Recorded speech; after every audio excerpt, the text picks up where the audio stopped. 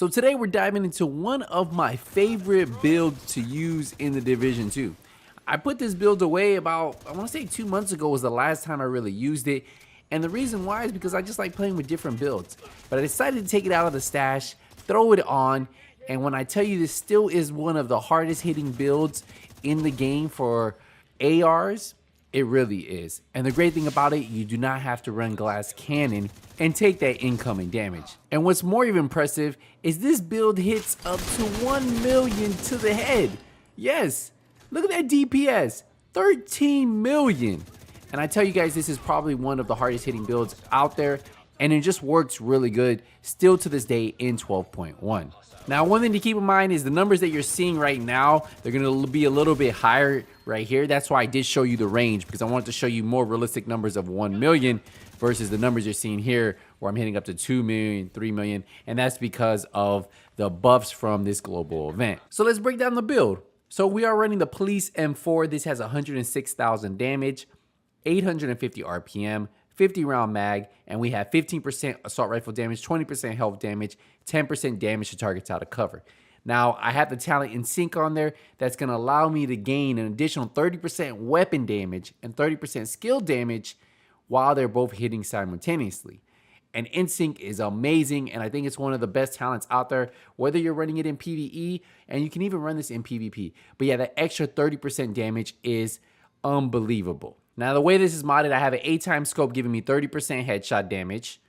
We head over to the muzzle that's giving me 5% crit chance, laser pointer 5% crit chance, and then we're running the mag that gives us a plus 20 rounds, negative 10% reload speed to push us to 50 rounds in our mag.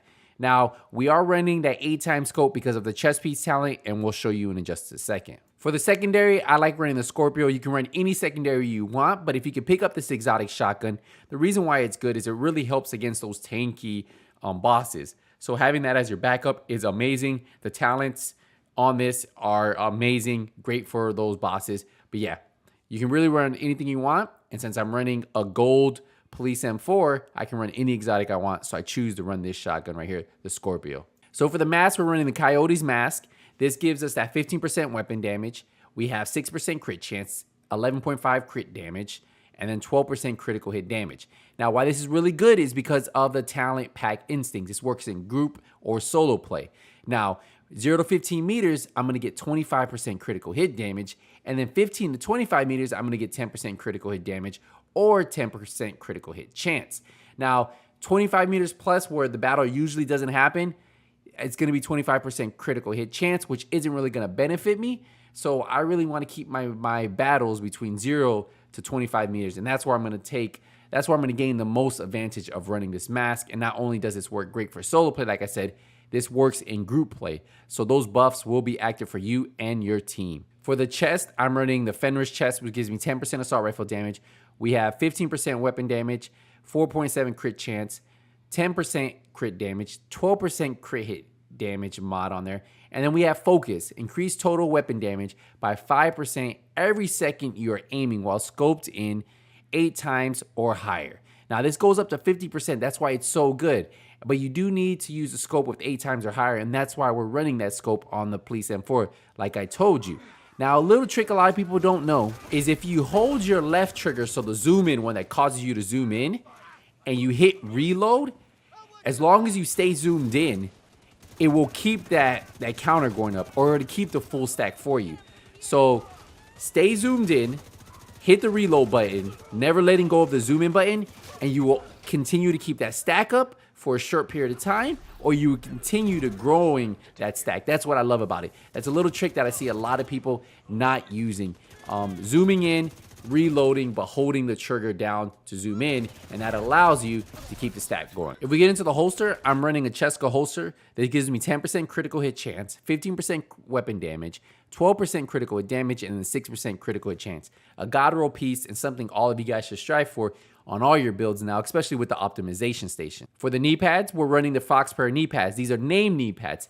This gives me 10% rifle damage, which we're not going to use, but we gain the 15% weapon damage, the 8% damage to targets out of cover, and the 12% critical hit damage. Now, you guys might try to put other pieces in here, but this is going to be the best in slot, even with that 10% rifle damage that I'm not using, because of the 8% damage to targets out of cover. And the contractor gloves are the same thing. They're named Petrov gloves. You get 10% LMG damage, which I'm not using, but it has 8% damage to armor on there, which is multiplicative. So that, alongside the weapon damage and the critical hit damage I stacked on here, is going to be the best in slot for this piece right here. So these contractor gloves is another piece you want to put on those DPS builds. And last but not least, we have a one-piece Grupo Sombra that gives us that 15% critical hit damage. We have 15% weapon damage, 6% critical hit chance, 12% critical hit damage, 12% critical hit damage mod, God rolled, and then we have Vigilance, which is great for PvE. Increases total weapon damage by 25%, taking damage disabled this buff by 4 seconds. But a way to eliminate getting that buff disabled is running a shield. Now, a lot of people don't like running Crusader shields, but that allows you to use your M4, but also put a shield up, and enemies focus the shield versus you, and Vigilance will stay active the whole time. So my recommendation is to run this Crusader shield, because that's going to allow you to use your M4 and keep Vigilant active the whole time. And then the other skill you're going to need to run is the Striker Drone, because you want to have In Sync proc, because that 30% weapon damage is going to be amazing for you to drop these enemies really fast. And that's what's going to allow you to get the maximum amount of damage, right? And then also hit that 13 million DPS that this build is capable of. If we get into the stats, you'll see we're running 52% critical hit chance, 166% critical hit damage, not including the mask, 105% headshot damage, 8% armor damage, 20% health damage, and then we also have 18% damage to targets out of cover. Plus, if we have that 25% additional critical hit damage if they're within that 15 meters, or 10% if they're within that 15 to 25 meters. So a lot of damage on this build, and that's why this build actually hits so hard. And when I fight these rogue agents that come at me at a heroic control point as soon as I clear it, just look how easy it was to kill them. It was almost no challenge. The amount of damage that I'm able to put out on them once I have In Sync procs, once I have the full buff, is just amazing. And you're going to see in a second, once they get in range where I'm able to focus them, you're going to just see how their health and their armor just disappears. So we're actually trying, they keep moving around, but I actually catch one, right? I catch him moving, and then yeah, the numbers are just stacking up. I'm able to keep focused. Look at my focus bar. It's fully maxed out, and as long as I reload, I have it, right?